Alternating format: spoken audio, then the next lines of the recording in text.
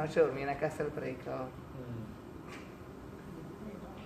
Bueno, lo que quiero motivarles, animarles esta noche es recordar los pasajes claros que debemos tener el mismo sentido de Pablo cuando él vio la idolatría, para que cuando salgamos nosotros a la calle, cuando vemos a las personas, tenemos este mismo sentir, esta pasión. Necesitamos tener esta pasión. Pablo dice, porque sabéis esto, que ningún fornicario o inmundo o avaro, que es, ¿qué? Idolatría. Entonces, la fornicación es idolatría, es adoración al deseo de sexo. El inmundo, el que ama las cosas del mundo. El avaro, el que quiere que pertenece a otro, deseos de otras cosas. Todo esto es idolatría. Ninguno tiene herencia en el reino de Cristo o de Dios. Lo que dice Pablo y Pedro y Juan es de Jesús es la piedra reprobada por vosotros los edificadores, la cual ha venido a ser cabeza del ángulo, y en ningún otro hay salvación, porque no hay ningún otro nombre bajo el cielo dado a los hombres en que podamos ser salvos. Y versículo 29, entonces viendo el denuedo de Pedro y de Juan, sabiendo que eran hombres sin letras y del vulgo, se maravillaban y les reconocían que habían estado con Jesús. Después que dijeron ellos, y ahora Señor, mira sus amenazas y concede a tus siervos con todo, ¿qué? Denuedo, hablen tu palabra. Sin embargo, para que no se divulgue más entre el pueblo, amenacémosles para que no hablen de que en adelante a hombre alguno en este nombre. Y llamándolos, les intimidaron que en ninguna manera hablasen ni enseñasen el nombre de Jesús. ¿Y cómo respondieron ellos? Mas Pedro y Juan respondiendo, diciéndoles, juzgad si es justo delante de Dios obedecer a vosotros antes que a Dios, porque no podemos dejar de decir lo que hemos visto y oído. Cuando regresaron los hermanos, pidieron en oración que, y ahora Señor, mira sus amenazas y concede a tus siervos con todo denuedo, hablan tu palabra. ¿Y cómo respondió Dios a su oración? Cuando hubieron orado, el lugar en que estaban congregados tembló y todos fueron llenos del Espíritu Santo y hablaban con denuedo la palabra de Dios. Pidieron denuedo y Dios les dio denuedo.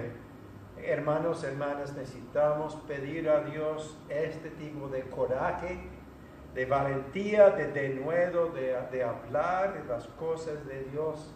No importa con quién o cuál es la situación, tenemos que abrir la boca.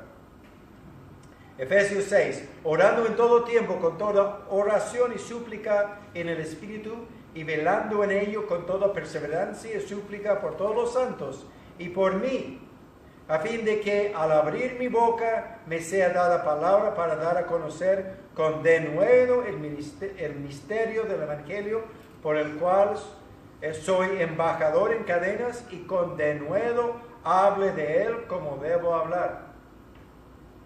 ¿Te parece que Pablo faltaba denuedo en algún momento? No pareciera, pero ¿qué está pidiendo él? Oren por mí. Hermanos, te pido igual a ustedes, oren por mí y yo oro por ustedes para que tengan esa confianza, ese coraje denuedo de hablar de la palabra de Dios. Amén. Recuerden Éxodo 34:14, Dios es celoso, porque no te has de inclinar a ningún otro Dios, pues Jehová, cuyo nombre es celoso, Dios celoso es. Jesús es celoso. Estaba cerca la Pascua de los judíos y subió Jesús a Jerusalén. Y halló en el templo a los que vendían bueyes, ovejas y palomas, a los cambistas allí sentados, y haciendo un azote de cuerdas. Jesús no fue un momento de una pasión incontrolada, Jesús vio esto, se enojó, tomó tiempo de hacer un acuerdo de azotes y echó fuera del templo a todos y las ovejas y bueyes y esparció las monedas de los cambistas y volcó las mesas y dijo a los que vendían palomas: quitad de aquí esto y no hagáis de la casa de mi padre casa de mercado. Entonces se acordaron sus discípulos que está escrito: el celo de tu casa me consume. Hermanos, que el celo de la casa de Dios nos consume tal como consumió a Jesucristo. Pero no solo Dios, no solo el Padre es celoso, ni solo el Espíritu, no solo Jesús es celoso, sino también el mismo Espíritu Santo. Santiago 4. Oh almas adúlteras, ¿no sabéis que la amistad del mundo es enemistad contra Dios? Cualquiera pues que quiera ser enemigo del mundo, que me estaba hablando antes, amigo del mundo, se constituye enemigo de Dios. ¿O pensáis que la Escritura dice en vano: el Espíritu que Él ha hecho morar en nosotros nos anhela como? Celosamente.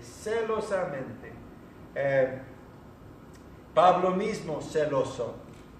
Ojalá me tolerases un poco de locura. Sí, toleradme.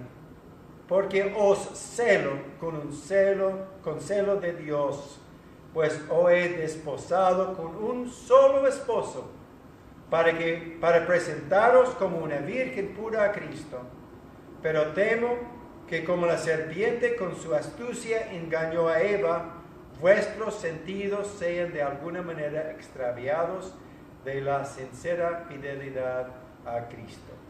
Entonces, es esta forma de Pablo, lo que está pasando con él, es justamente lo que queremos, nosotros debemos tener. Recuerden la palabra a la iglesia en Laodicea: yo conozco tus obras, que ni eres frío ni caliente. Ojalá fueses frío o caliente. Pero por cuanto eres tibio y no frío ni caliente, te vomitaré de mi boca. Yo reprendo y castigo a todos los que amo. Sé pues celoso y arrepiéntete. Entonces Dios nos llama a ser celoso de su honor, de su gloria. Por eso queremos salir a evangelizar, no para llenar el lugar. Está bien ese motivo, pero el primer motivo es que la gente afuera no adora a Dios ahora. Pero cuando se hace cristianos, se reúnen en su casa en privado, cuando se congregan, adoran a Dios. Es el propósito por lo cual Dios nos hizo, para adorarle. Entonces debemos ser celosos. La iglesia de Laodicea no era iglesia celosa. Entonces Él pide que sean celosos, Jesús mismo. Entonces, ¿cómo se debe sentir cuando vemos personas dedicando sus vidas a las cosas en vez de Dios? Los celos de Dios. ¿Cómo podemos nosotros sentir este celo de Dios? ¿Cómo podemos nosotros generar ese mismo celo hoy día? Teniendo una comunión íntima con Dios, yo creo. Bueno, caminando con Él, conversando con Él, teniendo comunión con Él. Buena idea, sí, claro. ¿Qué más?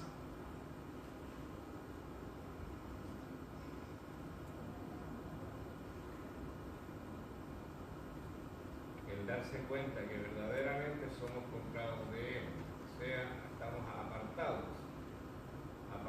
de lo que antes era muy cautivo, que nos cautivaban en este caso, ¿cierto? Al entender de que Jesucristo dio su vida y nos apartó para el propósito de Él. Bien, la palabra. Bien. ¿Sí? Sí, delante con el ejemplo de Pablo, cuando se hablaba de enardecías, yo pensaba justamente en el celo y pensaba justamente en que uno se puede hacer insensible a algo por acostumbramiento. Ah, mira, siempre están leyendo el tarot ahí, siempre están vendiendo medallas ahí, yo paso insensible. Uno se puede hacer insensible, entonces también uno puede hacerse sensible. Y si uno, ignorando la situación, acostumbrándose a la situación, se hace insensible, nosotros tenemos que poner más quizá atención a lo que está diciendo Dios, poner más atención a su palabra, meditar más en Él para hacernos sensibles a eso, para que eso obre. Bien, me gusta esa idea y yo voy a incluirlo, yo creo en futuro próximo a incluir Hebreos, que él habla del endurecimiento de su corazón. Exactamente, sí. Cuando yo trabajaba en el mundo, yo estaba instalando aire acondicionado en casas.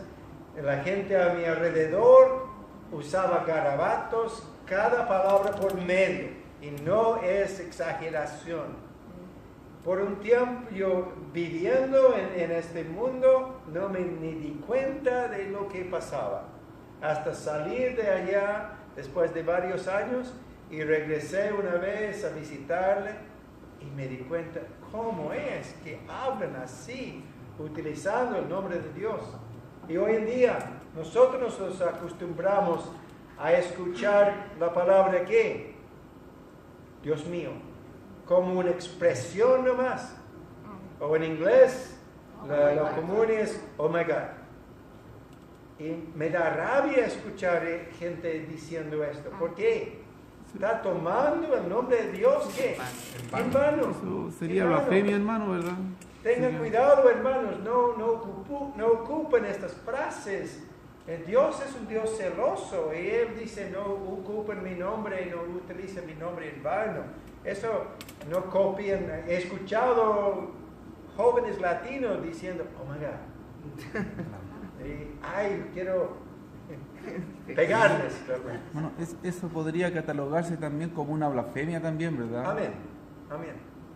Porque no están adorando a Dios. Está bien decir, oh Dios mío, o decirlo expresando directamente a Él, no hay problema, no me malinterpreten, pero esa expresión no es válido, no es un pecado decirlo así como una expresión. Tengan mucho cuidado. Una forma para mí es estar cerca de mujeres y hombres que realmente aprecian el amor de Dios y expresan de esta forma. Me gusta pasar tiempo con mi hermano Roberto, que con tanta energía quiere alabar a Dios. Pasar tiempo con mi hermana Sonia también, que yo sé su vida y lo que ha dedicado a Dios. Esto me trae a la memoria muchas experiencias que hemos pasado juntos y que realmente me recuerda que sí, el Dios merece toda adoración, toda la honra, toda la gloria. Última pregunta, ¿cómo podemos motivar a los miembros de nuestra congregación este celo de Dios? Hermano, toda congregación, no solo Laodicea, pero Nueva de Valdez y Austin Avenue, Brownwood, Texas, donde estoy yo. Hay miembros que necesitan ser motivados en tener este celo de Dios.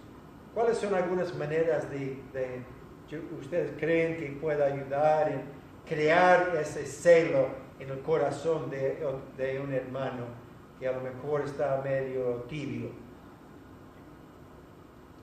Mostrando uno mismo el celo que uno tiene. Porque por mucho que yo hable, si no lo tengo, no va a ser palabra tímbalo en el viento, ¿no? Sí, sí, muy bien. Tener el ejemplo, ¿sí? Orar por ellos. Pedir a Dios ese celo. Okay. Pedir que Dios les dé ese celo. No congraciarnos